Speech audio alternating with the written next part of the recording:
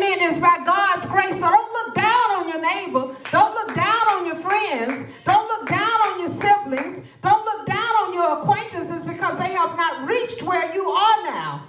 Because God has given you that grace and he's taken you to a higher level. He's raised you to a higher degree. So you see that since you have received this, that you walk circumspectly, not as fools, but as wise. Amen. Knowing that you redeemed the time because the world is an evil place. You don't wrestle against flesh and blood. The people that are rejecting you are the ones that you can't hang with anymore. That's not the people that you're against. You have an enemy that is not made of flesh and blood. Paul tells us your enemy is not flesh and blood, but it's the power of the rulers of darkness.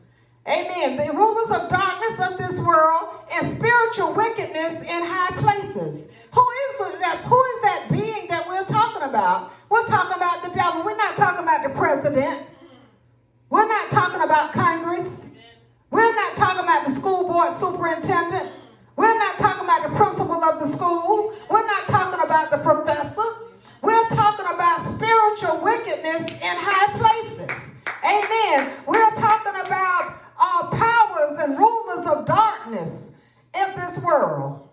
That's the devil that we're talking about. Your enemy is a lion covered in sheep's clothing. He may be showing himself as the people around you, but that is not who you're wrestling against. Amen. And the only way to fight him is with the sword of the Spirit.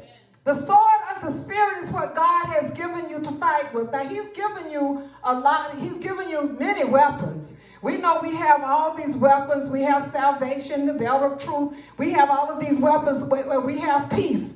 But he tells us that we must also use the sword. That's a defense mechanism. That's something that you can take and you can chop with. Amen.